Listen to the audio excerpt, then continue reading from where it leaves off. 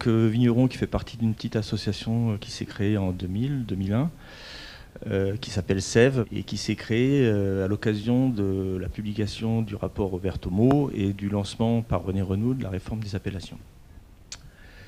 Amis de 20 ans, ça n'empêche pas de s'engueuler. Donc, effectivement, avec Pierre, j'ai vu des engueulades assez sérieuses il y a 15 ans, 10 ans de ça, sur le rôle de la dégustation, le rôle de la typicité dans la dégustation d'agréments, qui nous posait un vrai problème et qui, je crois, doit quand même, enfin, c'est très intéressant d'être là pour ça, est toujours un enjeu, même s'il y a eu des gros progrès réalisés. Ça nous impacte directement, y compris économiquement, au niveau d'un certain nombre de vignerons. Je voudrais faire une mise en perspective de cette question-là. On peut commencer par Capu, puisqu'on en parle quand même, qui en 1906, un texte qui n'est pas très connu, qui pointait à la fois l'intérêt, mais aussi tous les gros dangers de la dégustation, dans son caractère très subjectif. Capu s'est battu de 1905 à 1935 pour que l'appellation soit non pas fondée simplement sur la délimitation et encore moins sur la dégustation, mais sur des cahiers des charges à la production. Le grand tournant, autant que je le puisse comprendre, c'est en 67, quand il y a eu des décrets qui ont modifié les conditions d'agrément, la définition de l'appellation. Et il y a une association déjà qui s'était créée en 74, à l'initiative de Perrin, Beaucastel, que tout le monde connaît, soutenu par Pestel, qui était le directeur de l'INAO à l'époque, et Branas, qui était un professeur à Montpellier. Je vous cite un petit texte qu'ils avaient fait, parmi plein d'autres. La dégustation obligatoire serait l'ultima ratio de la qualité. À partir de cette vue de l'esprit, on envisage en haut lieu l'assouplissement du principe, limitant le rendement à l'hectare. Un raisonnement parallèle conduit à une conclusion d'une grande simplicité. Puisque la règle commune se résume à l'épreuve gustative considérée comme un absolu, pourquoi ne pas regrouper sous la domination d'AOC toutes les appellations existantes, en commençant par les VDQS? La dégustation obligatoire telle qu'elle est conçue ne saurait être considérée comme une mesure d'un niveau sélectif suffisant. Elle ne peut que donner un label à des vins sans défaut organoleptique marquant, mais aussi sans personnalité véritable. Elle a donc les caractères d'une sélection de masse qui conduit irrésistiblement à une production de masse. Elle fait trop de part à l'erreur, à l'illusion, à la camaraderie mal comprise, à l'intérêt économique, aux influences diverses, aux difficultés d'organisation. Entre parenthèses, si la détermination de la date de dégustation d'un vin de primeur ne pose pas un problème, à quel moment devrait-on déguster un vin de garde? Aux dissimulations possibles en cave pour que les AOC puissent s'en accommoder. Ça a été écrit en 1974, ça. Après, comme étape marquante, j'en place plein. Moi, ce que je retiens, c'est Jean Salette, qui était à l'INRA d'Angers, en 1997, qui a écrit un article qui a été publié dans la revue des œnologues, et qui disait « Actuellement, il s'agit de repérer des défauts, mais au-delà de cette démarche corrective, on peut envisager de développer des commissions de dégustation qui auraient comme objectif l'étude particulière de la typicité, typicité qui est un mot très récent, il y a un siècle il n'existait pas, la constatation de la possession par l'échantillon d'une typicité représentative de la AOC considérée. La recherche d'une typicité plus apparente peut être un point positif, intéressant dans le contexte concurrentiel pour fidéliser le consommateur. Et il proposait dans cet article que se développe de plus en plus dans la mise au point des itinéraires techniques, tant pour la vigne que pour la vinification, une démarche visant à mieux typer les vins et à réduire l'hétérogénéité autour du ou des types reconnus. La dégustation d'agrément validant cette appartenance au type. Donc on arrive en 2001, il y a quand même une crise assez sérieuse qui se profile, plein de problèmes. Je fais partie des gens qui ont des gros soucis avec les dégustations d'agrément à Angers. On est un certain nombre de vignerons à se regrouper au niveau national par rapport à ça. Berthomo lance son rapport, Renoux, qui était président du comité vin de l'INAO, notre angevin aussi, lance sa réforme et on se met à travailler avec eux. En 2005, j'ai organisé avec mon association un colloque à Banyuls où Yves Cadeau était présent. Je lui avais proposé de venir. Il y avait aussi Maurice Chassin qui travaille maintenant de façon très efficace, y compris dans la région. Et un colloque soutenu par René Renoux et l'INAO. Et René était présent, bien qu'étant gravement malade. Et donc on a remis en cause avec des scientifiques, dont Macléod, etc., donc Yves aussi, Dominique Valentin, la question de la place de la dégustation de typicité dans l'agrément. Bon, il y a eu aussi la typicalité avec Giraud, ça, François Ronsin y était, d'ailleurs Yves aussi, à Clermont-Ferrand.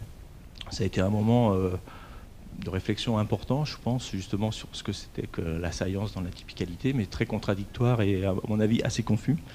Il y a eu le travail de cette commission INRA-INAO, qui en a déduit, d'ailleurs, autant que j'ai pu le voir par les textes et par différentes discussions avec Yves Cadeau et d'autres. J'étais aussi à la présentation de thèse de Lucie Perrin, que sur Savonnière et Brissac, on n'arrivait pas à des consensus, quoi, au niveau de... Bon, après, il y a eu la commission à l'initiative de la CNAOC, merci Pierre. Il y a eu une commission de travail sur la dégustation qui a été formée et qui nous a demandé à Sèvres, mon association, de participer.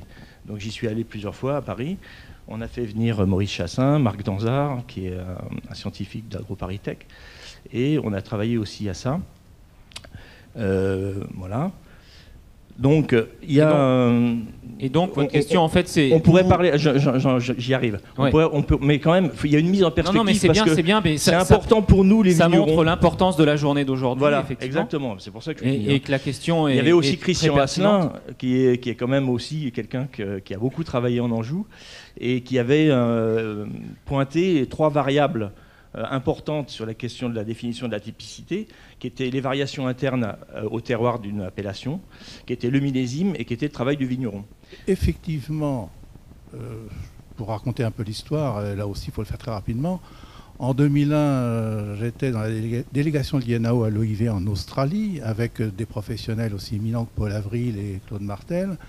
Et là, on avait constaté que les Australiens, avaient un plan stratégique pour détrôner la France au numéro 1 du commerce mondial des vins à l'échéance 2015-2020, qu'ils y prenaient tous les moyens avec le support des pouvoirs publics, en formant davantage de commerciaux et de sommeliers que de techniciens du vin d'ailleurs, en ayant une excellente communication sur la dégustation du vin, et que, utilisant les travaux des Français, notamment ceux de l'INRA d'Angers, qui avaient été les premiers au monde à organiser un colloque mondial sur les terroirs viticoles à Angers en 1996, ils avaient pris une définition simplifiée du terroir, égale le sol, le climat, et ils avaient bâti toute une stratégie, toute une communication déjà sur des vins de terroir, en disant nous on aura des vins de terroir construits de façon rationnelle et sérieuse, alors chez les Français c'est de la fantaisie, des vieilles habitudes, et c'est de la routine, et on va les battre. Et là, Paul Avril, Paul Martel nous avait dit, Rancin, il faut à tout prix voir avec les scientifiques comment on peut répondre à ce défi. Et c'est vrai que, en accordant au terroir une définition collective, patrimoniale, en fait traduisant ce terme réglementaire, une appellation d'origine, procède d'un milieu géographique comprenant des facteurs naturels et humains. Donc le terroir, c'est ce milieu géographique comprenant des facteurs naturels et humains. Et notre définition du terroir articule ces différents éléments. Il faut savoir que cette définition, ce mot terroir, est déjà reconnu au niveau mondial, que l'OIV, l'Organisation internationale de la vigne et du vin, sans même le traduire, a adopté en 2010 une définition qui s'inspire de notre définition, qui n'est pas exactement la même parce que les Australiens s'y opposaient farouchement, ils ne voulaient pas d'une définition qui vienne de l'Europe. Donc finalement, grâce encore à l'INRA d'Angers, merci à tous les efforts de la région pour la viticulture au niveau national et européen. C'est par les relations qu'ils ont eues avec les gens d'Afrique du Sud. C'est une définition de l'Afrique du Sud qui finalement a été reconnue à l'OIV, mais qui colle avec notre définition, qui n'est pas en contradiction. Et la typicité dans tout ça, le grand danger, effectivement, on a très vite vu que la typicité pouvait être un petit peu ce que M. Salette avait défini en 1997. Et Salette a fait partie du groupe INRA-INAO et il est revenu sur cette définition, effectivement. Il a participé à l'élaboration présentée par François Casabianca.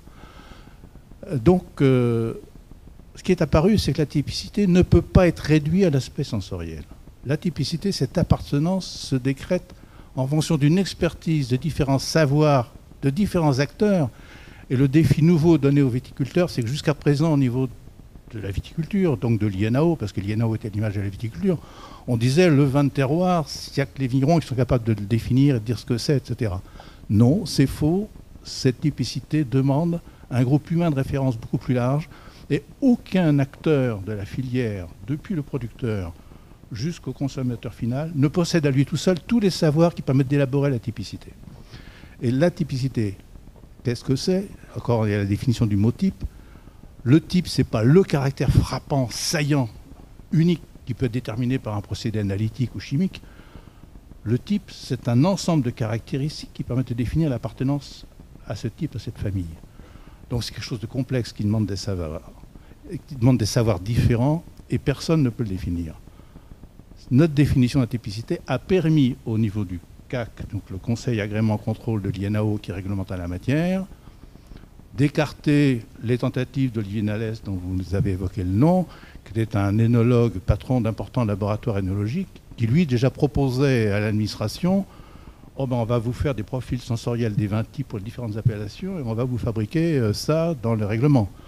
On a échappé de peu à ce que dans les règlements européens figure que pour les AOP, figure dans les règlements, dans le cahier des charges, le profil sensoriel des vins. C'était prévu. L'administration française s'y opposait pas. Tout le monde se mettait dans l'idée que la typicité, c'était un caractère sensoriel typique. On devait pouvoir le décrire objectivement et le définir. On a réussi à temps, et grâce à l'intervention des Italiens et des Espagnols, pas du gouvernement français, on a réussi à faire sortir cette mention du projet de règlement européen sur les AOP.